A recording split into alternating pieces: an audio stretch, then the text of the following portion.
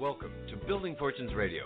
Make sure you check us out at buildingfortunesradio.com. Along with our marketing partners, we're here to help our PM Marketing Network Lead customers build their businesses and make the world a better place. At Building Fortunes, we know how much your business means to you and the people important to you. So spread the word, tell a friend, join our newsletter, and go make a difference in your world. Now on to our show with your host, Peter Mingles. Hello, everyone. Peter Mingles here. You're listening to us live on Building Fortunes Radio. That's www.buildingfortunesradio.com. For those people unfamiliar with my voice, of course, my name is Peter Mingles. Just a friendly reminder, you can listen to us live on any kind of an internet listening device if you go to buildingfortunesradio.com/live. So at the appropriate time when we're doing a radio show like this one on a Saturday at 8:30 p.m., if you go to buildingfortunesradio.com/live, you'll be able to listen in.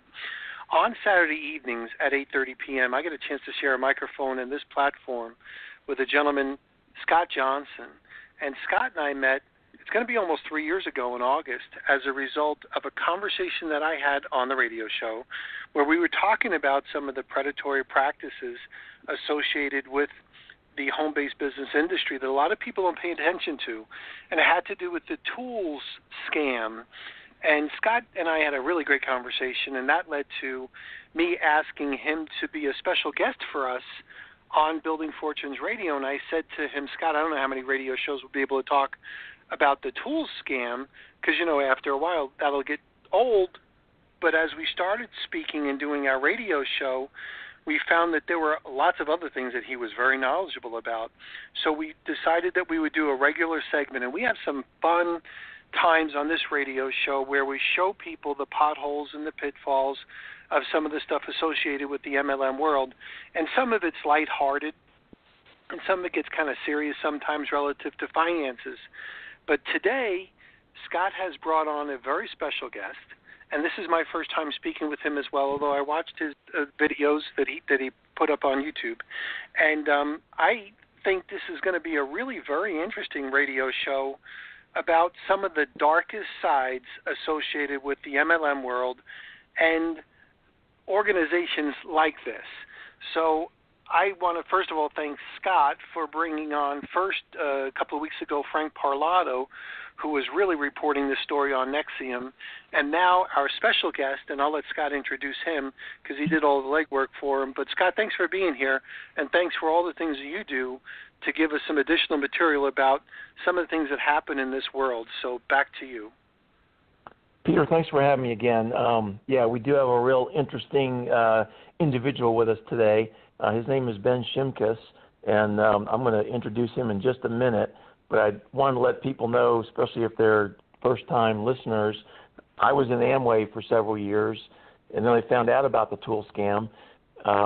That was back in 2005, actually. And ever since that, I've been trying to educate people about Amway and how it really is a scam, and they really need to go in with their eyes wide open.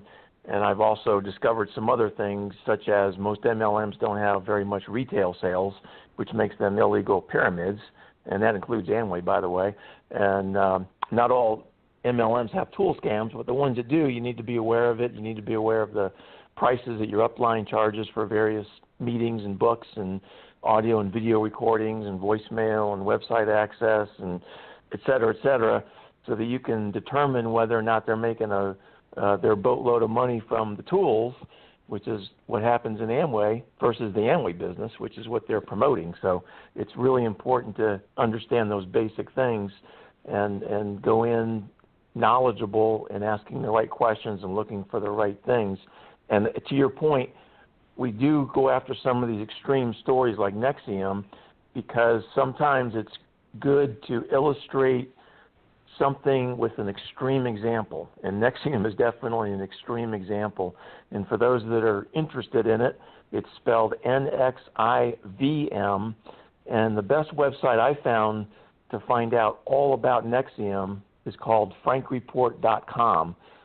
Frank Parlato, that we had on a couple weeks ago, has done just a yeoman's job, a tremendous job of documenting all kinds of stories. He's got outstanding sources, and I don't know where he gets all this information, but he's obviously has tons of high-quality sources, and is really into this story, trying to expose this MLM scam. Basically, it's a sex cult, allegedly. I have to throw that in there. But the founder is currently in jail, awaiting his October 1st trial, which will probably be delayed, along with a woman by the name of Allison Mack, who some people might recognize as being in the, I guess it was a teenage Superman show a few years ago. And Ben helped me out with the name. Smallville, I think, is the name of it. And so she's, kind of like a B or C level movie star, so to speak, celebrity. And then there's other people involved in it too. But if you want to learn more, go to frankreport.com, and there's all kinds of other stuff out there on the internet too. If you just Google NXIVM and let your eyes and fingers do the wandering. But yeah, we use these extreme examples to illustrate something that might look a little more subtle, something that you may not pick up on in a traditional MLM. And so these kinds of things are very good to teach people what to look for. If you teach the extreme, then they might see the subtle a little bit easier. So Ben Szemkus, I think I got that name right, Ben. Yes. I'm trying to remember where I found you. I don't recall exactly where I came across you the first time, but I noticed you about a week ago, and you were talking. I believe it was probably on Twitter. I think I was just doing my normal NXIVM searching on Twitter, looking for interesting stories, and I came across yours. And I want you to introduce yourself and basically tell us about your experience with NXIVM several years ago. I think you actually had two experiences, one in 2007 and another one in 2014. And we're just really interested to hear about this because it's got some big names involved in it, particularly your story and your experience in 2007. So I'll just let you rip into it and let you do some talking, and then if you don't mind, me or Peter might break in every once in a while. We'll try not to interrupt you too much, just to clarify something or expand on something, but go right ahead. All right. First of all, thanks for having me. I appreciate the attention. I really, in trying to tell about this experience I've received some amount of pushback from people, but as you mentioned, I did make a video, and I started with there was a statement that I had written down pretty early on, but it was more, just kind of a memory exercise first of all, and then it had expanded as I started remembering things, as the blocks of memory started to kind of come together. And essentially, it started out because there is all this NXIVM stuff that you see in the news magazines and whatnot, and I'm looking at these pictures, as I stated before. I'm seeing these pictures of Allison Mack. I see these pictures of Keith Rainier, and even these pictures of Stormy Daniels. I'm saying, not just that I'm, familiar with these people or I've seen them before in some other news or something like that, but I was looking at them like, I know these people. I know these people from somewhere. Person to person, face to face. I've seen these people before. And it was driving me kind of crazy a little bit. And looking into things, I had a coworker who had a little bit of an obsession with Smallville, and that had Allison Mack in it. And I thought, well, I'm going to kind of just look into this stuff. I'm going to watch this show and just see, just see what's going on. See if there's anything there that might be a little bit weird, or see if there's anything that would be a linkage with the NXIVM group in general, or just the aspects of a cult in general. And I think I got about 1.5 episodes in, and I said to myself, I've seen all this before. This is something that I've seen. I don't know why I would be watching some goofy Teen Steam WB show. And I started to think about it, and that that's when I started really uncovering, and it was like the only way I could describe it is say, you hear a song from the past, and it reminds you of something, and then all of a sudden you start thinking about what that song had reminded you of, and then it's all these different kind of details come back to me. It's typically how memory works, I imagine, but that's how this one went, and it wasn't until about May 15th that I really came together and remembered a lot of this stuff and put it all down on paper. Actually, I put it down on GitHub, and as I started talking more and more about it, I started remembering more and more people. I started looking at pictures of a lot of these different people who were supposedly involved with NXIVM, and realizing that I was at a party and I was surrounded by these people. And this was back in February of 2007. This is when I was going to Southern Connecticut State University, which is in New Haven, Connecticut. And I ended up going to this party through a friend of a girlfriend. This friend of a girlfriend was approached while she was studying in a Yale library. She did not go to Yale, but she was a Southern student, but she was in the Yale library, which isn't anything odd or anything like that, because that is a public library. And she was approached by three blondes, just three white girls that were blonde, and she was invited to this. How they posed it to her was that it was a women's empowerment movement recruitment party, and it was a mixer. And she thought it was interesting, so she invited my girlfriend at the time. My girlfriend at the time wasn't too excited about it, so she invited me.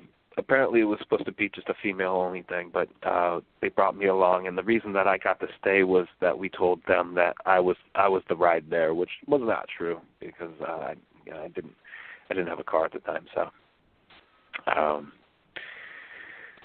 But we used that as a story for me to stay, and that is where during that party, just kind of the warm up of that party was they had put on Smallville, kind of waiting for the first guests to arrive,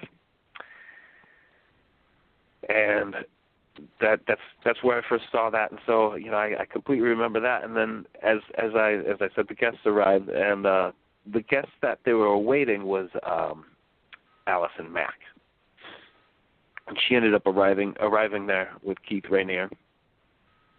And I think overall, there was a couple of girls in there that were kind of disappointed that the more popular of the stars of that show, it was Kristen Crook, was not showing up, and actually the host said that she's not involved with NXIVM, so she won't be showing up.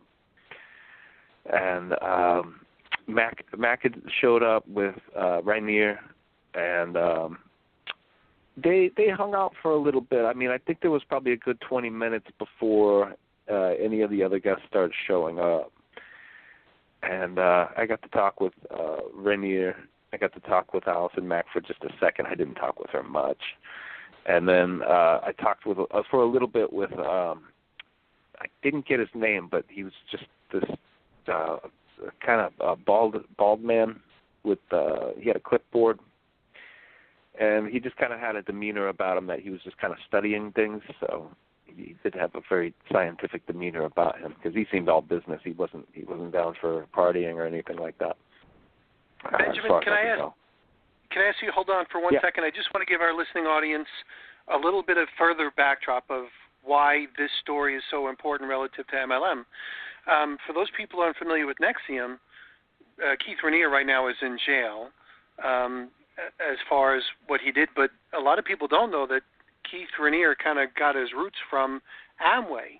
He went through the Amway thing, and then he decided that he wanted to build his own network marketing company called Consumers Byline.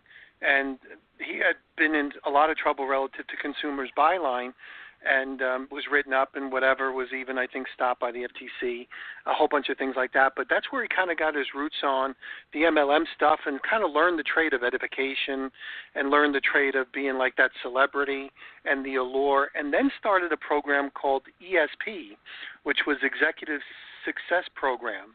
And this is where he started to get some very smart, very educated, very wealthy, if you will, or wannabe type people like that. So higher echelon type people, polished, professional, and this is where he kind of stepped up his game a little bit and used that as the mousetrap for what eventually turned into a sex slave cult kind of a thing that eventually is the reason why he's in jail.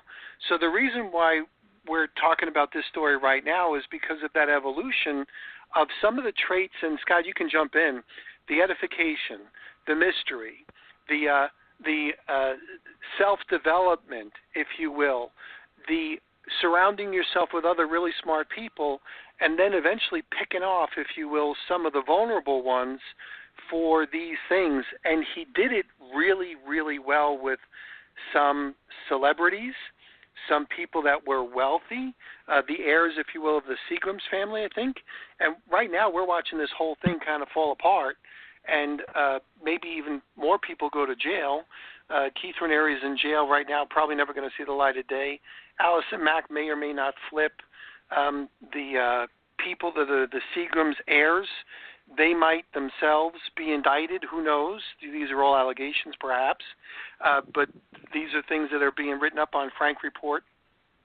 And as this web gets a little bit deeper, you're going to start to see how it spiders out even beyond the typical MLM world into some of the political features that Benjamin is going to bring up right over here.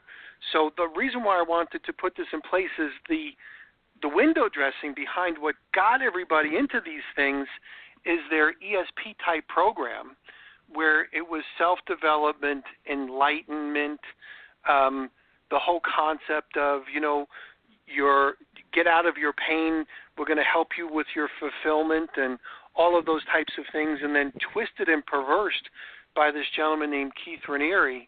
And as you hear the different stories and read the different stories on Frank Report, you'll see that maybe, just maybe, when Benjamin is telling his story, this was the beginning portions of it before it got really extreme. But just think of how much this developed and festered into some of the people that you're going to hear about as Benjamin tells you the story, and wonder how deep it really goes.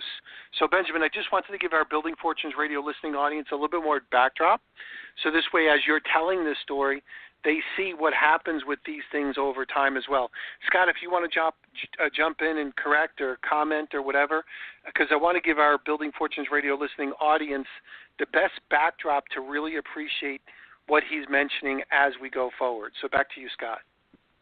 Yeah, Peter, I think you brought out all the high points perfectly as far as how it relates to MLM.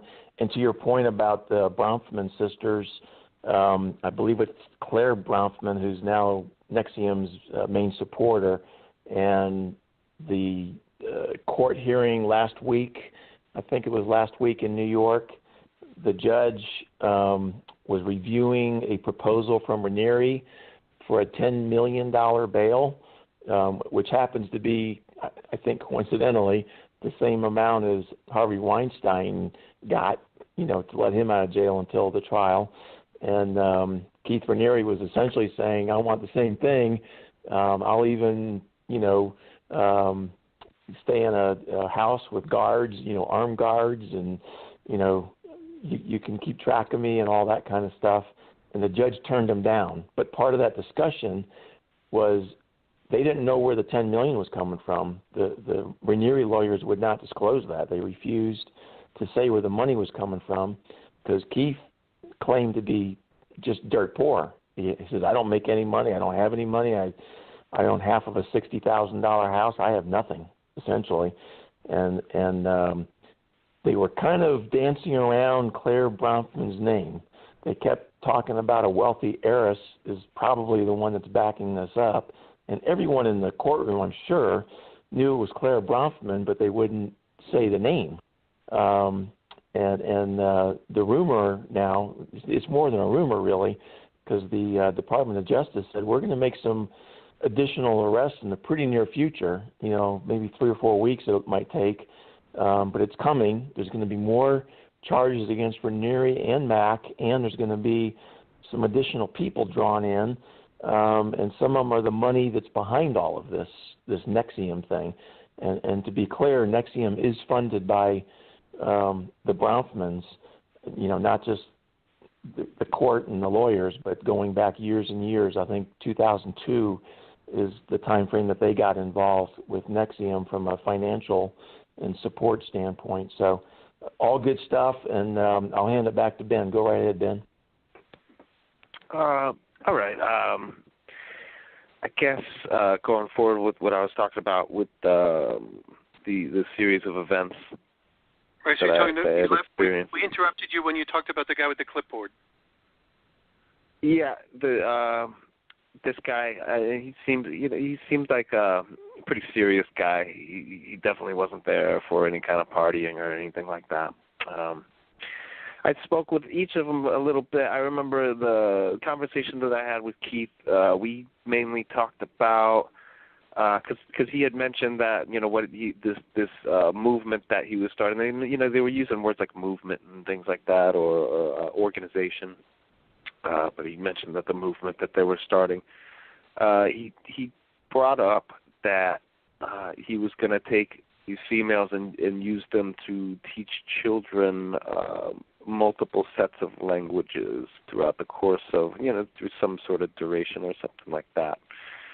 And we kind of broke off into a conversation about teleology, which is essentially, it's basically broken down into the study of communication, whether you to deliver a signal, and then there's a receiver of the signal, and then there's either noise in between or there's a lack of noise in between, and it's basically the dynamics of, say, a conversation, or say someone signaling a message to someone else. It's kind of like that. I feel like I'm getting that right, but I could be wrong. But we had a conversation about this, and it seemed as though, he seemed like kind of a needy person to be talking to. He just seems like someone who really only responded to positive reinforcement, really, and anything else was just, I don't know. He seemed like a very aloof person, I guess, is what I'm trying to say, in his mannerisms. And he kind of just walked around the room. He was kind of floaty a little bit, like, he just kind of had this an air about him that he seemed like kind of the boss of the show. He just seemed like he was in charge of things, and he just seemed like he owned the room pretty much. So I spoke with him for a minute, and for the most part, I was kind of ducking out the back because there was a deck that was attached to the dining room. And Ben, would you say he was treated with deference from everyone else? Everyone kind of looked up to him, respected him, and treated him really nice and that kind of thing? No one really approached him. No one really went up to talk to him at all or anything like that. He just kind of walked around the room looking at, pictures on the wall or the artwork that was, say, on like a corner desk or something like that. He was just kind of observing the scene, and I didn't really see too many people conversing with him at all, as a matter of fact. Okay. And were these people already in the deal, quote unquote, or were they prospects for the deal? Most of the people in the room, do you think they were already part of the, let's call it the association or this movement, or were they being pitched on this movement? I think they were more being pitched on the movement because, as far as I was told, because I even said at one point, I was like, hey, when does this party get started? And they said, no, this is not a NXIVM party. This is a recruitment mixer, is what they're calling it specifically. And the host went on to say that it was, NXIVM party is these huge, grandiose events, and there's all kinds of balloons and just a lot of sexually intonations, a lot of scantily clad women, and it's a huge extravaganza. So they did make a big differentiation between that being a party and that being a just kind of a recruitment mixer. And Got it.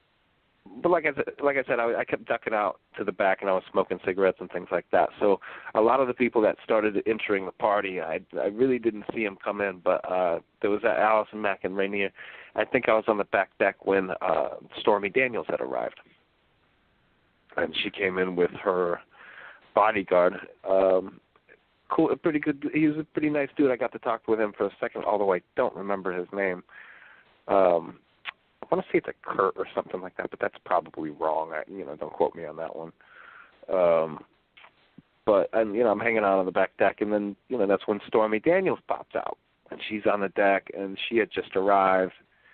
She's there with her bodyguard, and she asked if she can bum some cigarettes off me, and I bummed her some cigarettes, and we smoked a couple of cigarettes together. And it basically just chit-chatted, some light chit-chat. For the most part, I was just telling her jokes because typically if I'm at a party and I really don't know what else to say to someone, I'll just tell them a bunch of jokes. I was warned not to call her a porn star. She was officially they were touting her as the special guest. They kept saying, as the special guest, Stormy Daniels. At the time, me and my girlfriend at the time, we were looking at each other, just like, who the hell is Stormy Daniels? Who is this? And someone had said, she's an adult film star, and I said, no, you mean like a porn star? And they're like, do not call her that when she's there. She's an adult film star. They made it specific that that's the nomenclature that she wanted to go with. And we talked for a second. She's a really nice person. She was bubbly. She was amiable.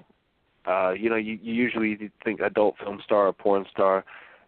You'd think someone kind of bitchy, just like a bitchy kind of princess person, but she wasn't like that at all. She's pretty down to earth, I would say. So she was there as the celebrity, one of the celebrities, just like a speaker, or do you think she was involved in the movement? See, that's what I don't know. You don't know? I'm not really sure. Because I don't know if she was there to join up with the group. I don't know if she was there for some sort of initiation. It wasn't really clear to me. I know that she did have an air of nervousness around her, and she kind of looked around at the inside, from the deck. She kind of looked around, and there's all these, probably about a baker's dozen worth of girls in the room. That was inside the living room, and she had said that she was pretty nervous. Which I can understand because when you're dealing in especially I guess if you're in the world of porn, you're not typically surrounded by a bunch of females and females especially that think they're part of a female empowerment movement. The porn industry is a rather nefarious business, and you're definitely just surrounded by a lot of very sketchy dudes. But she did. She said she was pretty nervous, and looking at the inside, it did look like there was just a sorority, kind of a gaggle of girls that were acting very much so like they were in a sorority. And I could see why she'd be nervous about that, but otherwise it just seems kind of strange that she was nervous. So something. And as a guy, you were not supposed to be there.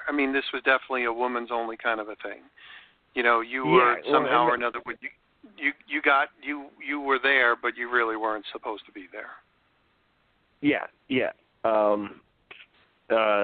and they made that clear for a second, and then after a while they kind of dropped it. I was kind of accepted as one of the party people, I guess. And that's at that point, I think it was through like maybe the 1.5 cigarettes that Allison Mack had poked her head out the door, and she looked at Stormy and she said that we're starting. And so Stormy put her cigarette out and then went inside. And Mac, she looked at me and the bouncer who were standing out on the deck, and she said, "This is the girls' only part of the party."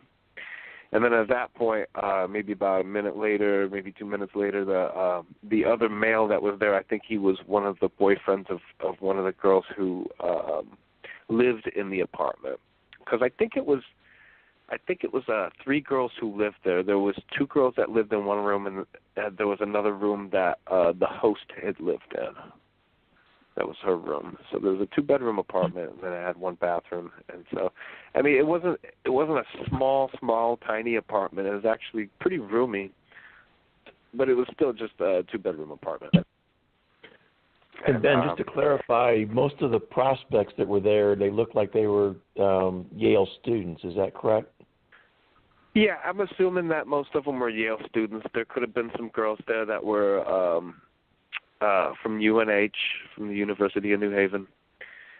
And as far as I could tell, me and the 2 females that I came with, they were the only ones that I could tell that were just from Southern Connecticut State University.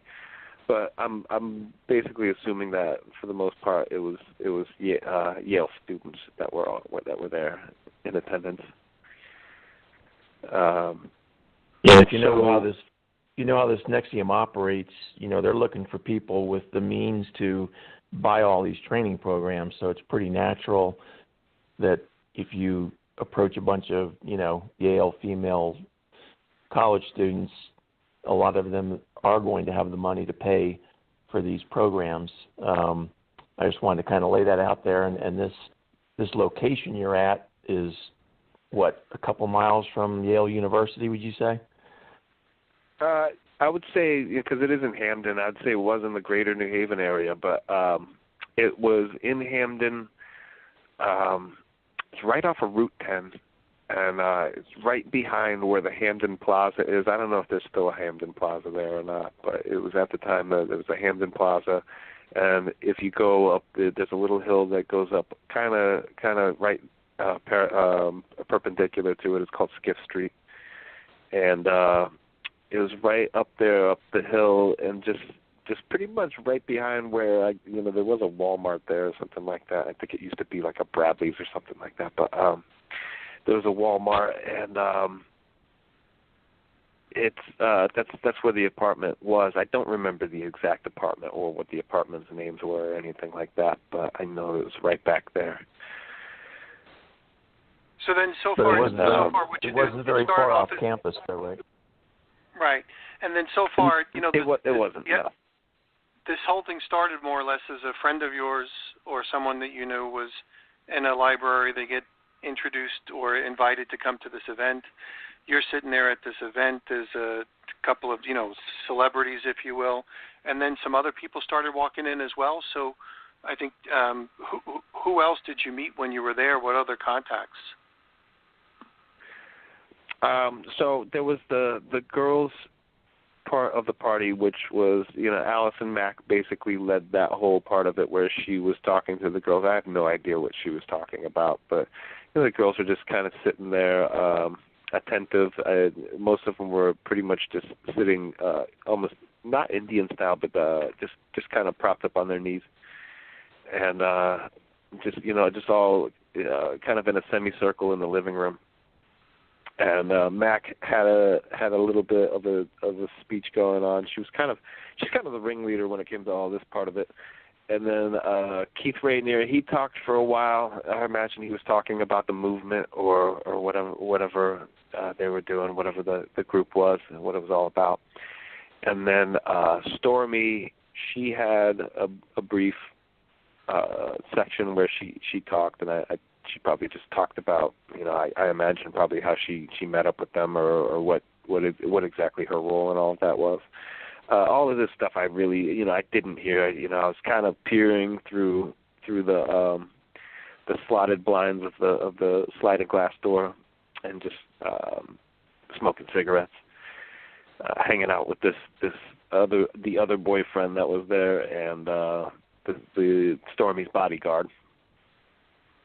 And eventually the group broke up, and they went, because there was a computer that was in the living room. I imagine it was like the communal apartment computer that they had, and then a bunch of them went to the back rooms because there was computers back there as well. And each of them kind of spent time on the computers. It's probably about a minute, maybe 2 minutes each on the computers. Because when we were coming back in, they said, "Okay, it's okay for you to come back in now." There was a female that was still on one of the computers, and she was finishing up something. I didn't even look at what it was. But I did notice that the bald guy was watching her, and he had a clipboard. And later on, when I talked with my ex-girlfriend, or my girlfriend at the time, and her friend, they said that it was just a whole bunch of videos of snuff. They were watching, people getting beaten up or killed, or just basic snuff films. And my girlfriend at the time said that she thought most of those were fake, and then the girl that we were with, she said that they were just disturbing. It was just weird. But I didn't get to see them myself, so I don't really know. They just described them to me, and that's as far as I know. So these weren't. I'm unfamiliar with your term snuff, so I don't know what that means. So, and I'm sure most of our listening audience might have a question about that as well. So you're not just talking about some porn thing or something. Just you're talking about something so a little bit more extreme, maybe even a little bit more violent or perverse. Yeah. Okay. Yeah, it wasn't porn.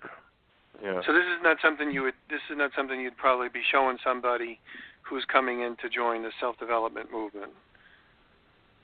Yeah, that seemed a little bit off the mark. But then again, I've said this before. When it comes to Yale parties or New Haven parties, I really don't know you don't know what to expect. Right. Okay. That's right. Because it's a college thing, so you never know. It's not just that. I mean, you're dealing with an Ivy. This is an Ivy League college. And most of the attendees there, they have wealthy parents. I mean, you don't get into Yale without having a little bit of dough, unless you're on some sort of a scholarship or something like that. Right. So Yale would be a good target for a cult because of that. You have a lot of people who they have parents that have some sort of power or influence. Lots of judges' kids, lots of CEO kids, people like I said that just have money in general.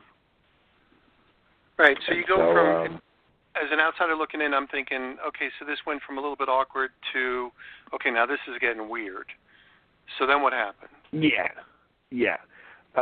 So, we came back in because the female part of the female-only part of the party had just wrapped up, and they had done all their video stuff, and the host started turning the lights down low.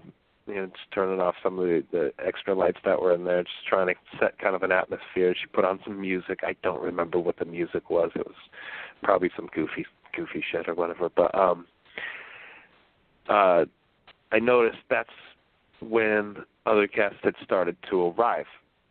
And one of them, I noticed this guy come through the door, and he kind of like salt and pepper hair.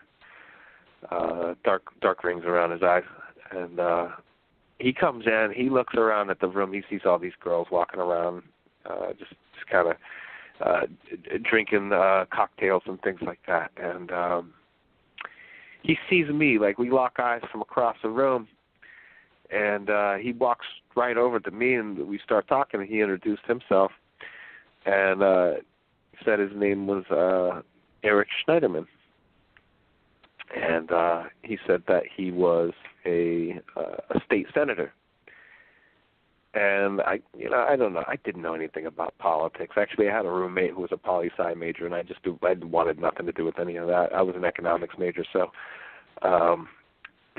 those things really didn't really match up or cross over together, especially in the kind of studies that we were doing. So I'm not, I wasn't really into politics whatsoever. But he said, I'm a state senator from New York, and I said, oh, you're a senator. And he said, no, I'm a state senator. That's a different thing. I said, oh, okay. And he mentioned something about the movement. He said, did you talk to Keith Rainier yet? Did you talk to Keith about the movement? I said, yeah, I talked to him for a second. And he said, oh, this is such a great thing that they're doing, and, this and that. And I said, it seems like you guys are just starting some sort of weird army. And he's like, yeah, we are in a way. And we talked a little bit more, and probably not for more than about 3 or 4 minutes, and then I was going to go back out to have another cigarette, and I actually mentioned to him, I was like, hey, I'm going back out for a cigarette. Do you want to smoke any weed or anything like that? And he said, no, I can't do that. No, thanks very much, though. He said, I don't think my constituents would be happy with that. And so, I went back out and smoked another cigarette, and coming back in, I noticed that there was some more guests that arrived. And one of them was this gap-toothed guy with sort of a froey hair style, and he had a tight white shirt on, and a beaded necklace. And that was what I later was able to recognize through looking at pictures. That was James Alefantis. And I spoke with him for a little bit, maybe about 3 or 4 minutes. And he had mentioned that he had a pizza place in D.C. And we talked about pizza for a second because I've worked for a couple of different restaurants where we did pizza, and so that was kind of an area that I could bullshit about. And I basically, one of my big things with pizza is the difference between pizza from the East Coast to the West Coast. Because East Coast pizza has definitely a certain taste to it that it's very hard to mimic and almost impossible to mimic on the West Coast, which I would attribute to probably the mineralization of the water, or maybe just the pH of the water in general when you're rising the dough. And one of the tips that he had mentioned that when you're making the dough is that instead of water, you use soda water. So that when the dough gets cooked, it actually comes out crispy. But as to that, I'm unfamiliar with Alefantis. So what is the connection? I don't know who he is. So what is the connection? James Alefantis. I don't know what his actual connection is. I imagine that his whole connection with Nexium is through the Bronfmans. I imagine because they seem like they're all the same age. I'm sure they probably grew up together. They were probably just some disgustingly rich kids coming up together, and that was probably their whole connection with the thing. James Alefantis, this guy, he was he dated. Oh man, see now I'm forgetting the name of the guy he dated, but there was a whole thing that came out when the Hillary Clinton emails were being sifted through. Okay. And was this the pizza shop owner of whatever the name of that pizza shop was? Oh, yeah, okay. Comet Pizza. Comet Pizza. Okay, there we go. Okay, so I'm drawing some connections here. Okay. That's what they call pizza. And there's a whole section which is a lot of people consider it highly conspiratorial, which is Pizzagate, and I guess it's a branch of the whole pedogate that they had. And the idea that the whole Alex Jones thing of whatever that might be. Yeah, so I get it. But again, a name that's like, okay, all right, so one more name over here. So you got Schneiderman, which is kind of curious because his name plays into this stuff a little bit later on with either taking cases or not, or doing stuff or not. And then this other guy, which is thrown into the whole sex thing. So you say, oh, geez, okay. And then other people started walking in as well? Yeah, well, there was some people there because I was on the deck smoking, so some people had arrived. And I came back in. There was just, kind of new faces in the room.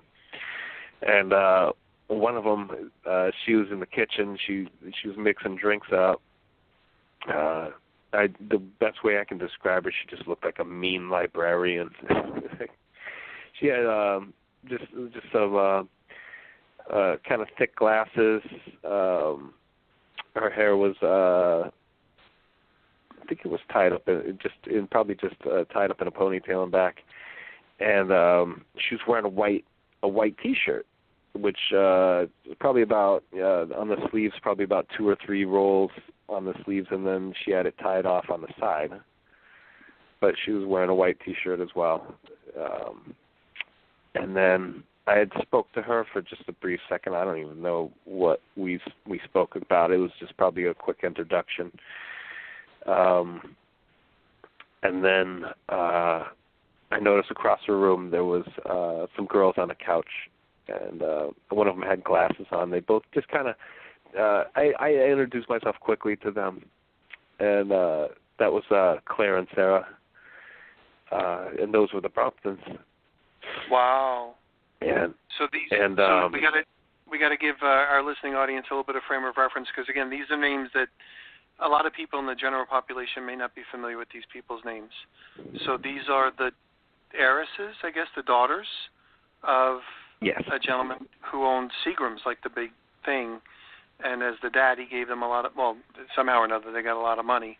And that's part of the way that allegedly Keith Raniere was able to finance this whole thing, by them helping to support him and also helping to fund him. So that's some of the allegations that goes across, and that kind of plays back into what Scott had mentioned as far as, where would he get $10 million for bail money? So lots of question marks. But there's some people with power and influence is what you're saying in this room as well. Yeah, which makes it even weirder, because here we are in this 2-bedroom Hamden apartment, and there's all these people in there, and it struck me as kind of odd, but then again, we're there for this women's empowerment movement. So, you got to figure when it comes to some sort of movement, it's got to have some sort of backers. And so, you're just going to have some different people there that, whatever, not necessarily party people, but they have some sort of agenda. So. Right, but it's also somewhat of an informal event because you're doing it in somebody's apartment as opposed to a hotel room or a boardroom or anything else like that. So people are having, fun, they're drinking, they're probably, if there's girls there, they're probably having some fun amongst themselves as well, And then the weird thing, the movies, that's kind of odd. The guy with the clipboard, that's kind of odd.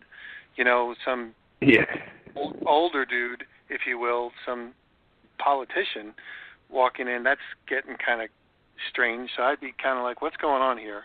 You got somebody who's an adult film person here as well. Where's all these connections fitting? If I was just a regular person looking in, like that gal at the library or maybe your ex-girlfriend, I'd be wondering what that. This is kind of weird, kind of creepy. I certainly would be checking the drinks to make sure there's nothing in it. You know what I mean? It's just kind of weird. So was there anything else that kind of struck you as you're remembering a little bit off as well?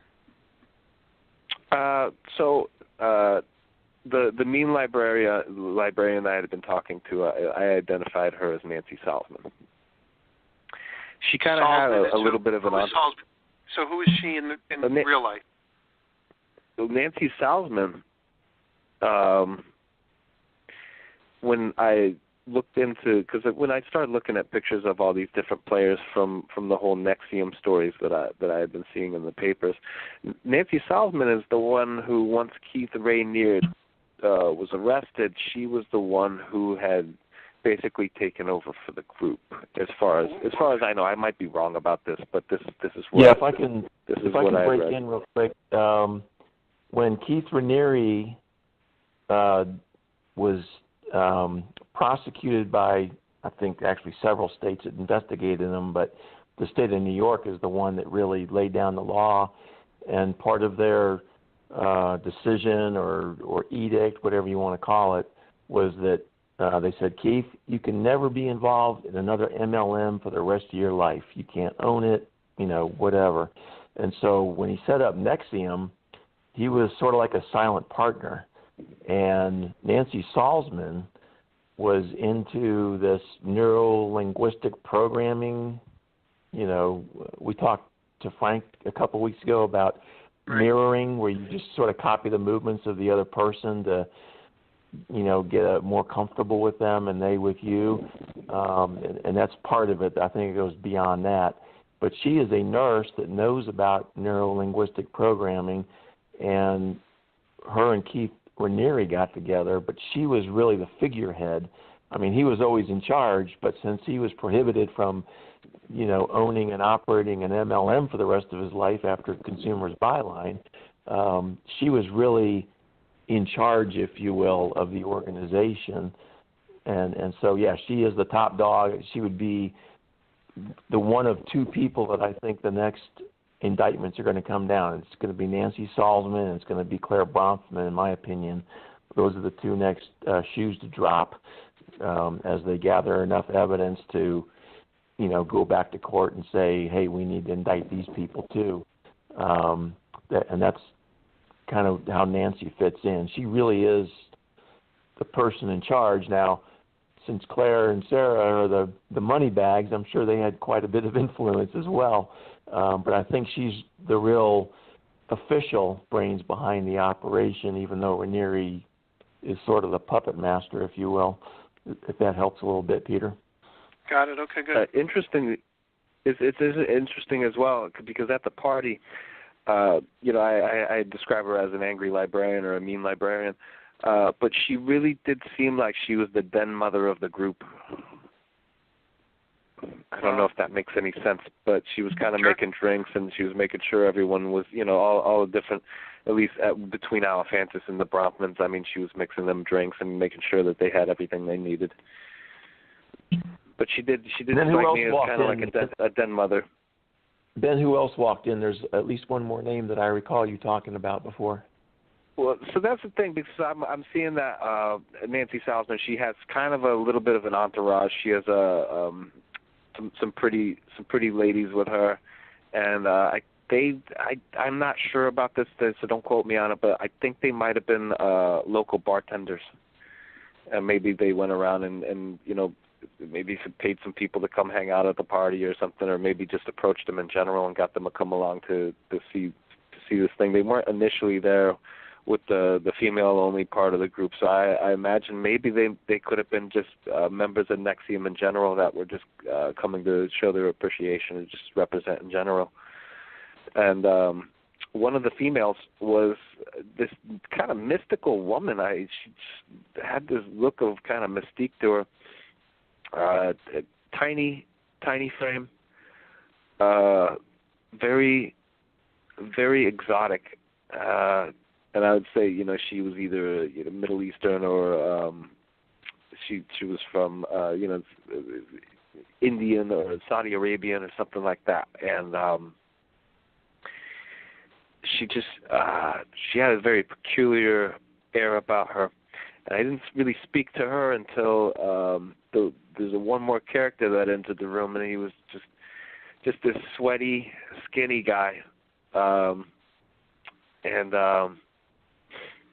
he struck me. I thought he had a very deep New York accent, and like I said, he was just kind of a sweaty, fast-talking, nervous guy, and he introduced himself as Anthony Weiner. And when I was speaking to him, he actually mentioned, because he turned and said, "Oh, that's my wife Uma," and he pointed out this mystical woman that was kind of tucked away in the side of the room, just kind of. She wasn't saying or talking to anyone really. She was just there, and he introduced her as his wife, and I talked with Anthony for a second.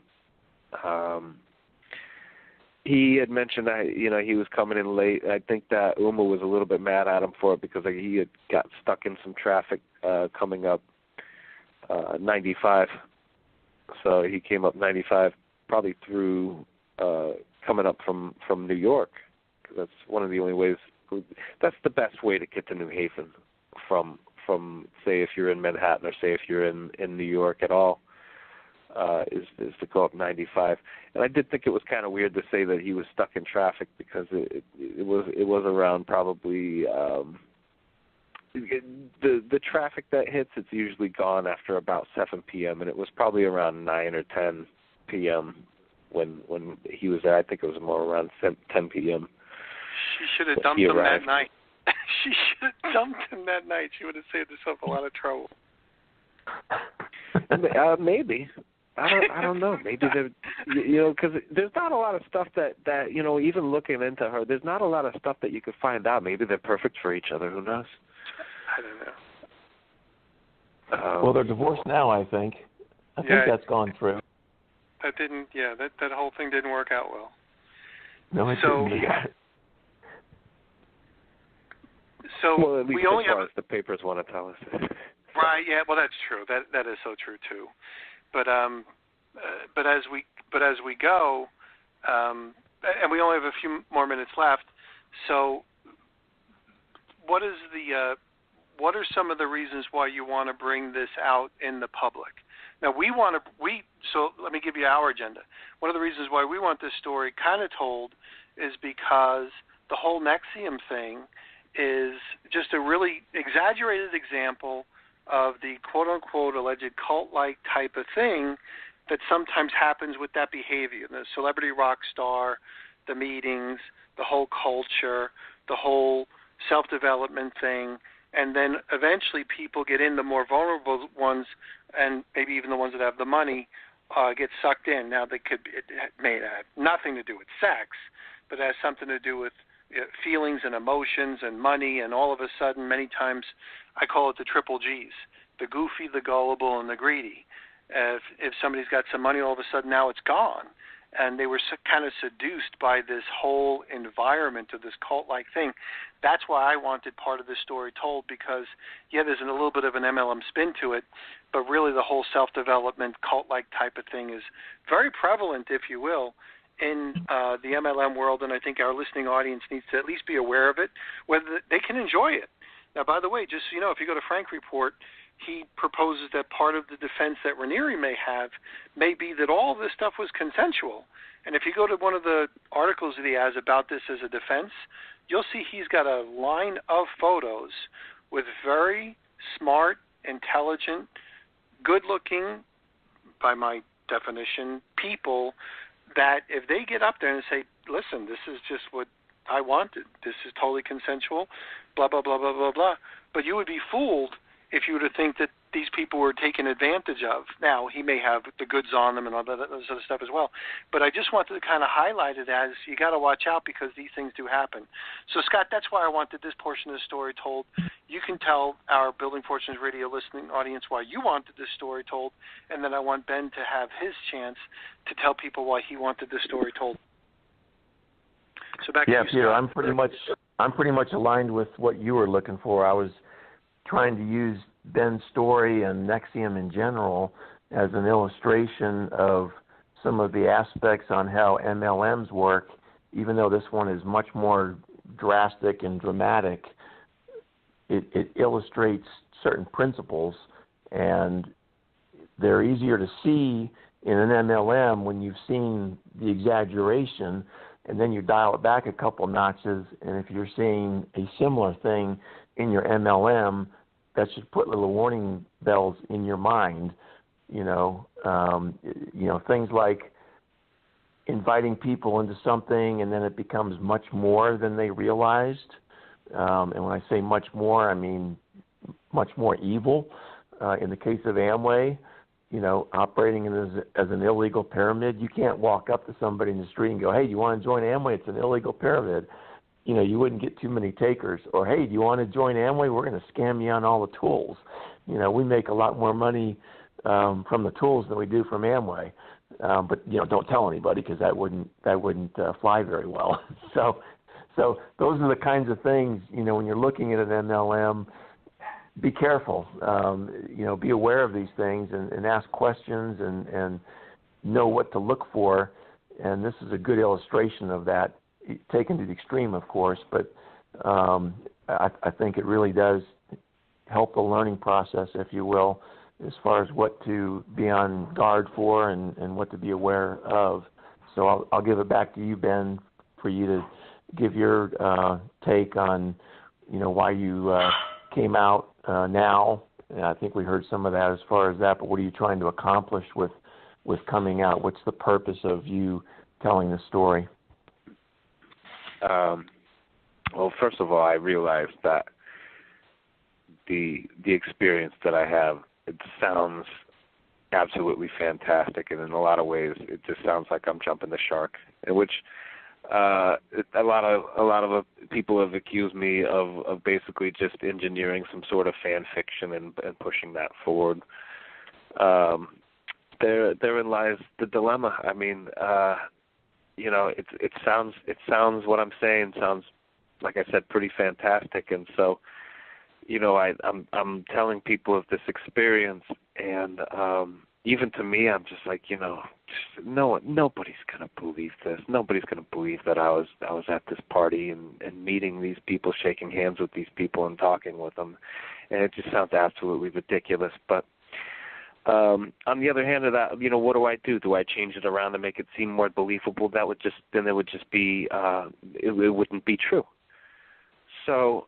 To come forward and talk about this experience, it's I think it's important in the respects that I had this opportunity to see an alleged sex cult that's into human trafficking and apparently child trafficking, if you read the court docket, and they were working in unison with soon-to-be high-powered politicians, people who eventually went on to have a lot of power and influence in politics. And all of these people together, I mean, you look at all these headlines that are coming out, and all these people are just a part of them. They're all a part of this whole thing. And I think that going to this party, it was kind of a special thing because it was just a little bit of a behind the scenes peek at things that people don't get a chance to either hear about or see for themselves. And so I think it is important that I talk to people about this and that I tell people exactly what happened. And like I said, I've done a couple of different AMAs. They Ask Me Anything rounds. I did one on Reddit, and then I'll mention that there's a female. Her name is the Tanster, and she has absolutely come to bat for me and put my story out there towards a lot of people who I would have never thought of bringing this whole experience out to. So she's been a great help in that, and I did want to thank her. And overall, I talked to her. I talked to her also, Ben, and what impresses her about you is all of these different venues you've been in.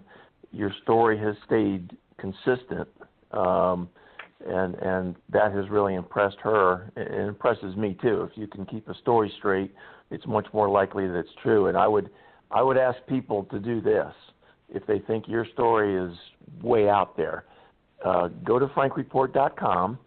Go to some of either the newer or the older stories, whichever, just do a mixture of stories on frankreport.com and read them and try to put yourself in the place that you have no idea that the FBI is investigating these people. You have no idea that Keith and Allison have been indicted. Keith can't get out of jail even with a $10 million armed guard offer. Allison is out on a $5 million bond. She has to wear the ankle bracelet, or GPS, even when she's on the airplane, going back and forth between California and New York where the court case is. Forget all of that stuff. Read those stories and ask yourself, is this reasonable? Or is this like really far out there and right on the edge of reality, if not beyond the edge? And I would say that your story is no further out than a lot of those stories on frankreport.com. If you can just erase all of the knowledge of how much trouble these people are in right now and just pretend that it's brand new and you're just reading the story and there's no other circumstances that you're aware of, I would say that your story is perfectly reasonable in that context. So I'll give it back to you guys. Yeah, well, I'd look at this as saying, you know, for all those people listening in, and if you go look at some of the pictures that I had referenced in that one thing where Frank Report was talking about maybe a potential defense that Raniere might have to say that all these people were consensual. Look at the pictures. They're the girl next door. They're the person who could be a doctor, the person who could be a lawyer. These are all the people that could be those innocent people that were in the library when they were invited to come to a meeting. And this is what one of these things looks like when they first get started. The one thing that I haven't asked you yet, Benjamin, is whatever. I don't care. I'm not worried about the girlfriend, like the ex-girlfriend thing, because we all know that sometimes things happen. But what was her take when she was finished with that whole meeting? Like, what was her reaction towards when this, quote-unquote party was done? At the time, we just thought that it was weird. The former girlfriend's friend, the one who was initially invited to this whole thing, she seemed pretty let down. She thought that this might be a cool experience, and when it really boiled down to it, it just seemed like these people were some weird sorority cult or something like that. And that's just kind of the frame of mind that we had getting out of there, because when we left there, we were kind of gearing up to leave, and I kind of going around and saying some quick goodbyes to people, and I remember going by and saying hey, nice to meet you to Anthony Weiner, and he stopped me. He's like, whoa, wait a minute. He yells out to Uma, and he's like, Uma, do we have the names of all these people down who are in attendance? And so Uma went around with a sheet of paper, and starting with me, she started taking down the names of the people who were at this party. So I did contact the New York Department of Justice, and if they actually did capture all of the NXIVM's files, there should be perhaps a file. I don't know if this is a little too hopeful, but there should be a 2007 file from February, and I should be on an attendance sheet for that party that was on Skip Street. Wow. So you're referencing that you think that they weren't, they just didn't show up. They might have actually been somehow involved. However that might be, you don't know, but they might be involved, and whatever happened in 2007 might have even festered, if you will. Beyond that, who knows? So who knows? Right. Very interesting. Very interesting. Well, again, my spin on this whole thing was that, this is what it looks like when they get started. And there's an insidious nature, so they look for the goofy, the greedy, or the gullible. And in essence, relative to this, I'm sure most of those people, even if they now say it's consensual or was consensual, they probably didn't start off that way. It probably was a gradual, if you will, brainwashing, a gradual, if you will, indoctrination. It was probably a gradual transition, and then eventually it became their normal, as weird or twisted as that might sound. And that's just really a shame, because there's a lot of people's lives who are totally messed up as a result of this. So you guys just escaped, I'm going to use the word escaped, it's just a weird party. And then, if you're in college, you've been to a couple of those. So that was it, and then all of a sudden now this stuff is starting to happen, and you're getting the flashbacks as you see the end result as NXIVM is going on trial, quote-unquote. So I really appreciate you being here, Benjamin. Hopefully if there's any new news or anything else like that, some more things that we can tie together, we'll bring you back. Scott, I'll let you wrap it up. Yeah, on top of what you talked about with talking to the New York Department of Justice, Benjamin, the other thing that has impressed me is you're willing to take a lie detector test. And I put out a challenge to the people on Frank Report that were giving you a hard time the last few days. And I think you've offered to pay for half of it. Is that true? Absolutely, absolutely. So I challenge them to put up a few bucks each for the other half, and then they can actually do something constructive rather than just personal put downs and so forth. If they want to take you up on that, then they can put some of their money where their mouth is, rather than just verbally talking about you like that. So I think those two things are in your favor as far as this story being legitimate, and we'll see where that goes. But I certainly appreciate you being on here, and we'll keep following this story as well as the broader Nexium story. And certainly if anything happens with you as far as a development, please let us know, and we'll be glad to bring you back on and go over those developments.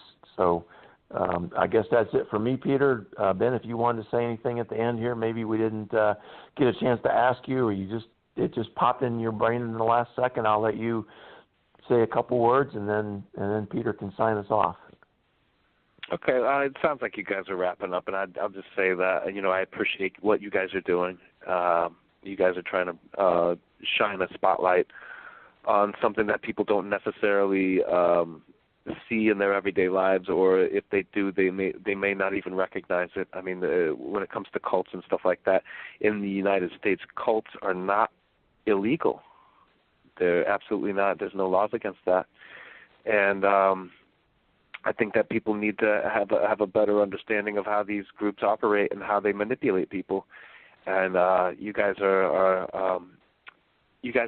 fighting the good fight, and I appreciate you for that. And I also I thank you so much for having me on this. It's like I said, it's been so hard to meet anything but resistance when it comes to this experience that I'm trying to bring out to people. And I feel that there's a few and far between support, and it's really encouraging to come across folks like you guys. But I want to thank you for that. Well, you're welcome, Benjamin. I appreciate this, first of all, because number one, we're sitting here at the end of spring, going into summer. There's going to be a lot of college students that go away to college. A lot of these things happen when you're away at college. You're away from maybe parental guidance or parental nagging, and you're in a vulnerable situation. There's a lot of peer pressure. You're exposed to new things. You're going to experiment. There could be a whole bunch of things. So these are prime areas for people to be manipulated or steered in the right direction. So for those college students or parents with college students, I mean, I hate to say it, but this is where it starts. So they're somewhat vulnerable. So I really appreciate, even though we're just talking about a party that lasted just a few hours, and you're recounting your experiences that you heard, I appreciate you being here only because it just puts a spotlight on how Raniere operated and how it developed over time, and the number of people's lives that he influenced and probably even destroyed or negatively influenced as well. And he's facing an ultimate price right now, but there's a ton of people, a lot of damage control here. So thanks, everybody, for being here. Benjamin, thanks for being here. Let me, for those people that might be wondering, how do you spell his last name? It's S as in Sam, Z like zebra, E, M as in Mary, K as in kangaroo, U-S, and it's pronounced Szemkus, but it's S-Z-E-M-K-U-S, and you'll see his name on the frankreport.com, as well as if you find the YouTube video. I think it was on YouTube that I saw as well. But we really appreciate you spending part of your time here on a Saturday night with us on Building Fortunes Radio. We're going to catch everybody next week. Thanks, everybody. Thanks, Scott. So long. Bye for now. Thank you, Peter. Happy Father's Day. Thank you. You've been listening to Building Fortunes Radio on buildingfortunesradio.com. Thanks for listening. Be sure to check us out every Friday at 5 p.m. Eastern Time for the designated Building Fortunes Radio segment with Peter Mingles. Be sure to check out the BuildingFortunesRadio.com website for our featured segments. It's been our privilege to have you listen in. At Building Fortunes Radio, we wish you the success you deserve and are willing to work for. So spread the word, tell a friend, join our newsletter, and go make a difference in your world.